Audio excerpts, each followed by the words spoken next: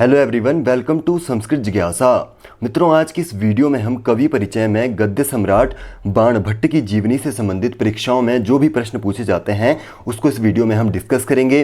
Video बहुत ज़्यादा important है, इसीलिए आप वीडियो के साथ लास्ट तक बने रहें। तो चलिए वीडियो को शुरू करते हैं। विद्यारम्भं करिष्यामि सिद्धिर्भवतु मे सदा। बाणभट्ट की जीवनी से संबंधित मुख्य तथ्यों को जानने से पहले बाणभट्ट का जीवन कैसा रहा है उस पर थोड़ा प्रकाश डाल लेते हैं।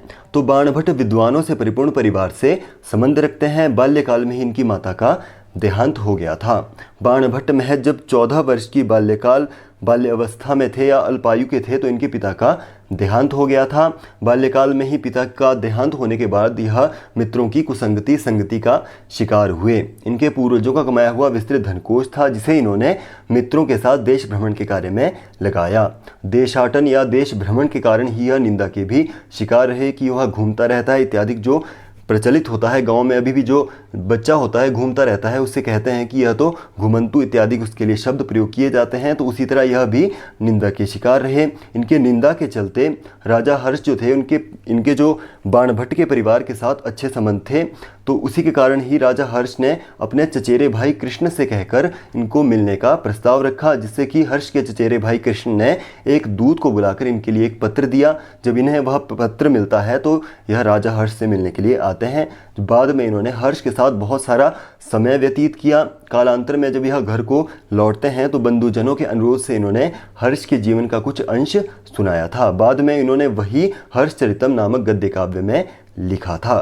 तो यह इनकी जीवनी से संबंधित मुख्य विशेषताएं हैं। तो चलिए देखते हैं इनके जीवन से संबंधित कौन कौन से प्रश्न हैं जो हमें पता होना चाहिए।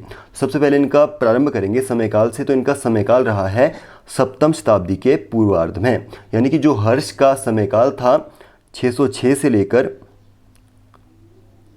648 ईसा तक, तो वही इनका समय भी रहा है। इनका जो निवास स्थान था वह था शोण या सोन नदी के पास जो गांव है प्रीतिकूट, उसमें इनका निवास स्थान माना जाता है। वर्तमान की बात करें तो यह बिहार के रहने वाले थे। बिहार में भी आरा जिले के शाहपुर नामक स्थान पे इनका निवास स्थान संप्रति माना जाता है। इसके अतिरिक्त जो इनका ग्रंथ है हर्षचरितम गद्य काव्य है, उसके प्रारंभिक 3 परिच्छेदों में बाण ने अपना जीवन वृत्तांत वर्णित किया है। तो चलिए इनका वंशक्रम देखते हैं। तो इनका वंशक्रम स्टार्ट होता है वात्स्यायन से। वात्स्यायन वही हैं जो न्याय सूत्र के भाष्यकार भी माने जाते हैं। तो यह इनका गोत्र भी है वत्स या वात्स्यायन, और जाति के हैं यह ब्राह्मण। तो बाणभट्ट जाति के हैं ब्राह्मण और इनका गोत्र था वत्स या वात्स्यायन। और वात्स्यायन के पुत्र हुए कुबेर, कुबेर के पुत्र हुए पाशुपत, पाशुपत के पुत्र हुए अर्थपति, अर्थपति के पुत्र हुए चित्रभानु, और चित्रभानु के पुत्र हुए बाणभट्ट, और बाणभट्ट के पुत्र हुए भूषण भट्ट, जिन्हें हम पुलिन भट्ट या पुलिंद भट्ट के नाम से भी जानते हैं।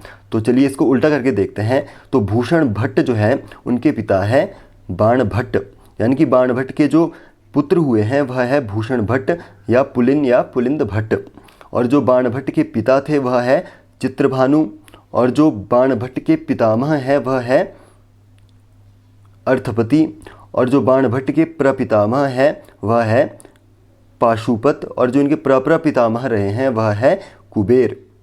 इस तरह इनका वंशक्रम चला है। तो यदि आपसे पूछा जाता है कि इनका वंशक्रम स्टार्ट होता है किससे, वात्स्यायन से, पिता इनके हैं चित्रभानु, और इनके पुत्र कौन है भूषण भट्ट या पुलिंद भट्ट के नाम से भी इन्हें जाना जाता है। तो चलिए आगे देखते हैं इनका व्यक्तिगत विवरण कैसा रहा है। तो इनका गोत्र हमने जैसे कि जाना भी है, वात्स्यायन गोत्र के थे, और इनका जो जातीय था वह है ब्राह्मण। इसके अतिरिक्त इनके पितामह थे अर्थपति, पिता चित्रभानु थे, माता थी इनकी राजदेवी। तो यह संतान किसकी है, चित्रभानु और राजदेवी की संतान हुई है बाणभट्ट। इनकी पत्नी का नाम तो इनका ज्ञात नहीं होता है, परंतु कवि मयूर भट्ट जिन्होंने सूर्य शतकम लिखी है, तो सूर्य शतकम मयूर भट्ट ने लिखी है, उसके जो लेखक हैं उसकी जो बहन थी वह थी पत्नी किसकी, बाणभट्ट की। और इनके भाई हैं चित्रसेन और मित्रसेन। भगिनी इनकी बहन जो है वह है मालती। तो चलिए आगे देखते हैं। इनका पुत्र जो था वह था भूषण भट्ट या पुलिन भट्ट या पुलिंद भट्ट के नाम से भी इन्हें जाना जाता है। और बात करें आश्रयदाता की, तो आश्रयदाता थे इनके सम्राट हर्ष। यह जो थे सम्राट हर्ष के सभा में सभा पंडित थे, इसीलिए इन्हें जो है हर्षचरितम इन्होंने इसी कारण से लिखी थी। और बात करें सम्राट हर्ष की, तो इनका समयकाल हमने पहले भी जाना, 606 से लेकर इनका राज्याभिषेक हुआ था 606 ईसा में, और इनका समयकाल रहा है 648 ईसा तक। और बात करें इनकी काव्य विशिष्टता की, तो इनकी पांचाली रीति में इनकी विशेषता रही है। तो इनकी जीवनी से संबंधित कुछ मुख्य कथन हैं, उन्हें जानना हमारे लिए बहुत ज़्यादा जरूरी है, क्योंकि वह परीक्षाओं में पूछा जाता है। तो बाणोच्छिष्टम जगत सर्वम, यानी कि बाणोहो उच्छिष्टम, बाण उच्छिष्टम जगत सर्वम। तो इनका उच्छिष्ट क्यों माना जाता है जगत सर्व, यानी कि ये जो सारा जगत है, इसका आशय क्या है? तो जितना भी गद्य काव्य है वह सभी जो है वह बाण का जो है जूठन माना जाता है। तो हालांकि बाण से पहले भी शूद्रक या इसके अतिरिक्त भी जो वासवदत्ता इत्यादि ग्रंथ थे वह लिखे जा चुके थे, या 2 जो है ग्रंथ इनसे पहले लिखे जा चुके थे, मृच्छकटिकम या वासवदत्ता। तो परंतु जो विख्याति के तौर पे विख्यात हुआ था, वह सबसे ज़्यादा विख्यात हुआ था इनका ग्रंथ हर्षचरितम और कादम्बरी। इसी कारण से जो है इन्हें जितना भी गद्य साहित्य है वह बाण का उच्छिष्ट माना जाता है। अगला आता है बाणी बाणों बभूव, यानी कि जो गोवर्धनाचार्य है उनका मत है कि जो माँ सरस्वती है उनका ही पुलिंग रूप धरकर जो थे वह थे बाणभट्ट, यानी कि जो बाणभट्ट थे वह माँ सरस्वती के ही पुलिंग स्वरूप थे। तो यह मानते हैं गोवर्धनाचार्य। तो चलिए आगे देखते हैं। बाण कवीना मिह चक्रवर्ती, तो उनको चक्रवर्ती की उपाधि दी है सोड्डल ने। अगले हैं गद्य सम्राट कहा है किसने? बलदेव उपाध्याय ने। तुरंग बाण भी ने कहा जाता है। इसके अतिरिक्त बाणस्तु पंचानन, चंद्रदेव ने यह कहा है क्योंकि पंचानन कहा जाता है कामदेव को, तो इन्हें कामदेव की संज्ञा दी है किसने? चंद्रदेव। और जयदेव ने भी कहा है पंचबाणस्तु बाण, तो 5 बाण थे किसके? कामदेव के। तो यह माना है जयदेव और चंद्रदेव ने। तो चलिए देखते हैं आगे प्रशस्तियाँ। तो जितने भी साहित्यकार हुए हैं, प्रसिद्ध साहित्यकार, उन्होंने अपने अपने ग्रंथ में बाण को अपने अपने अनुसार जो है इनको प्रशस्तियाँ प्रदान की है, जिसमें पहला नाम है गोवर्धन का। तो गोवर्धन का मानना था कि जिस तरह अधिक प्रगल्भता प्राप्त करने के लिए शिखंडिनी शिखंडी बन गई थी, उसी भांति पुरुष रूप में अतिशय चमत्कार पाने की इच्छा से बाणी यानी कि माँ सरस्वती ने बाण का रूप धारण किया है। तो चलिए देखते हैं। जाता शिखंडिनी प्राग यथा शिखंडी तथावगच्छामि प्रागल्भ्यमधिकम आप्तुम बाणी बाणो बभूविति। तो बाणी बाणो बभूव, यह जो उक्ति है यह बहुत बार परीक्षाओं में पूछा जाता है। अगला है विदग्ध मुखमंडन में कहा है, मंडनम में कहा है किसने? धर्मदास ने। तो धर्मदास का मानना था कि जो बाण का जो ग्रंथ है, गद्य साहित्य है, वह बहुत ज़्यादा उसका प्रवाह है, इसीलिए उन्होंने आलोचक के तौर पर इनके बारे में लिखा था। रुचिर स्वर वर्ण रस भास्वती जगन मोह मनोहरती साकिम तरुणी नहीं नहीं बाणी बाणस्य मधुरशीलस्य। तो यह कहा था धर्मदास ने इनके बारे में। कौन से ग्रंथ में? विदग्ध मुखमंडनम में। अगले हैं इनके पुत्र हैं पुलिंद भट्ट या भूषण भट्ट, या जिन्हें हम पुलिन भट्ट भी कहते हैं, जिन्होंने कादम्बरी का अर्धभाग लिखा है, क्योंकि आधा भाग जो लिखा था वह लिखा था बाण भट्ट ने, परंतु उसके बाद जब इनकी मृत्यु हो गई थी उसके उपरांत आधा भाग इनके पुत्र ने वह पूरा किया था। उसी में इन्होंने लिखा है कादम्बरी रसभरेण समस्त एव मत्तो न किंचिदपि चेतयते जनोयम, यानी कि इनका मानना था कि जो कादम्बरी ग्रंथ है यह रसिक हृदयों को मत करने वाला एक कादम्बरी नाम की एक मीठी मदिरा है। तो इन्होंने मदिरा माना है किसको? कादम्बरी को। यदि परीक्षाओं में पूछा जाता है कि मदिरा मानते हैं कादम्बरी को कौन मानते हैं, तो वह मानते हैं पुलिंद भट्ट। तो चलिए आगे देखते हैं। गंगा देवी ने कहा है, तो इनका मानना था कि जो विश्व गद्य साहित्य है उसमें बाण का स्थान जो है वह सर्वोपरि या सर्वप्रथम माना जाएगा। तो चलिए देखते हैं। इन्होंने कहा था बाणी पाणी परामृष्ट वीणा निक्काण हारिणी भावयंती कथम वान्ये भट्ट बाणस्य भारतीम। तो यह कथन था गंगा देवी का। अगला है तिलक मंजरी धनपाल। तो धनपाल बहुत ही प्रसिद्ध साहित्यकार हुए हैं। तो इन्होंने कहा है कादम्बरी सहोदरिया सुधय वई बुधे हृदि हर्षाख्यायिका ख्याति बाणोब्धिरिव लब्धवान। तो यह कहा है तिलक मंजरी में धनपाल ने। तो चलिए अगला देखते हैं प्रसन्न राघवम जयदेव।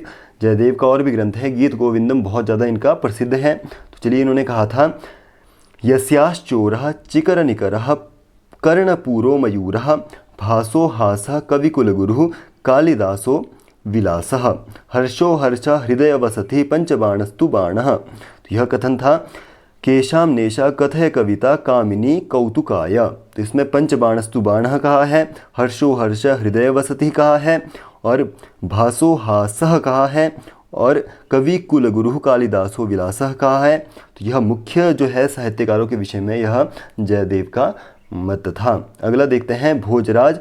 तो भोजराज ने कहा है यादृग गद्य विदौ बाणः पद्मबंदेपि तादृशः। तो यह था भोजराज का कथन। तो यह इनके विषय में कुछ मुख्य प्रसिद्ध प्रशस्तियाँ थी जो हमने अभी तक पढ़ी। तो चलिए आगे देखते हैं। तो इनकी कृतियाँ हैं, कौन कौन सी कृतियाँ हैं, उनकी साहित्य विधा क्या है, तो चलिए उसको जान लेते हैं। पहली आती है हर्षचरितम। तो हर्षचरितम इनकी पहली कृति है और बहुत ही प्रसिद्ध कृति रही है। यह किसके बारे में थी, तो यह राजा हर्ष के बारे में थी। ऐतिहासिक कथानक पर आश्रित यह जो है बाणभट्ट का पहला गद्य काव्य था। गद्य काव्य में इसमें आख्यायिका है। इनकी जो गद्य विधा या गद्य जो साहित्यिक जो इसकी विधा है उसका नाम है आख्यायिका। और इसमें उच्छ्वासों में से बांटा गया है। तो इसमें टोटल उच्छ्वास हैं 8। इसमें जो है बाण की आत्मकथा लिखी गई है और हर्षवर्धन की कथा इसमें वर्णित की गई है। इसके अतिरिक्त प्रारंभ में जो है इसमें 21 पद्य हैं जिसमें मंगलाचरण है और कवियों के बारे में इसमें वर्णित किया गया है, उनकी कृतियों की इसमें प्रशंसा की गई है। तो यह कुछ मुख्य जो इसके विषय में प्रश्न पूछे जाते हैं। अगला है इनका दूसरा जो इनका गद्य साहित्य आता है वह है कादंबरी। तो कादंबरी इसकी साहित्यिक विधा है कथा। इसका जो कादंबरी का जो 1/3 हिस्सा है वही सिर्फ बाण ने लिखा था। इसके अतिरिक्त जो इसको पूर्ण किया था इनके पुत्र ने किया था, किसने, भूषण भट्ट ने इसको पूर्ण किया था। कादंबरी का नायक जो है वह है चंद्रापीड़ और इसमें चंद्रापीड़ के यानी कि जिसके नायक के 3 जन्मों की कथा वर्णित की गई है। प्रथम जन्म में चंद्रमा, द्वितीय जन्म में जो था वह चंद्रापीड़ जो राजा हैं और तृतीय जन्म में विदिशा का राजा शूद्रक। इस तरह इसमें 3 जन्मों की कथा वर्णित की गई है। क्योंकि प्रश्न पूछा जाता है कि कादंबरी में नायक के कितने जन्मों की कथा वर्णित की गई है, तो कितने जन्मों की, 3 जन्मों की कथा वर्णित की गई है। तो इसका जो है यह 2 भागों में लिखा गया है, पूर्व भाग और उत्तर भाग। इसके अतिरिक्त इसका जो मुख्य विशिष्ट जो माना जाता है, इसकी विशेषता मानी जाती है वह है शुकनासोपदेश जो इसके पूर्व भाग में बाणभट्ट ने लिखा था। तो शुकनासोपदेश क्या है, पिछले प्रश्न पत्रों में बहुत सारे प्रश्न जो थे वह शुकनासोपदेश से पूछे गए थे। तो यह क्या है, तो बाणभट्ट ने शुकनाश के माध्यम से युवराज चंद्रापीड़ का जब उसका राज्याभिषेक हुआ था उसके समय जो उपदेश दिए गए थे तो वह वर्णित किए गए हैं। तो उसका नाम ही है शुकनासोपदेश, यानी कि जो युवराज चंद्रापीड़ के राज्याभिषेक के समय जो शुकनास ने जो उपदेश दिया था उस वही न जाना जाता है शुकनासोपदेश के नाम से। इसके अतिरिक्त इनकी और कृतियाँ कौन कौन सी है, अगली है पार्वती परिणय। इसकी साहित्यिक विधा है नाटक। अगला है मुक्त ताड़ितकम है, यह भी एक नाटक है। और चंडी शतकम, यह एक स्तुति काव्य है, दुर्गा माता की इसमें स्तुति की गई है। तो यह कुछ इनके विषय में मुख्य जानकारियाँ थी। तो आज की वीडियो में इतना ही। उम्मीद करता हूँ आपको हमारी वीडियो पसंद आई होगी और यदि आपको हमारी वीडियो पसंद आई है तो हमारे चैनल के साथ ज़रूर जुड़ें। हम बहुत सारी जानकारियाँ और भी लाते रहेंगे। अगर वीडियो पसंद आई हो तो वीडियो को लाइक करें और यदि महत्वपूर्ण है तो दूसरों के साथ शेयर करें, सब्सक्राइब करें। मिलते हैं अगली वीडियो में, तब तक के लिए धन्यवाद।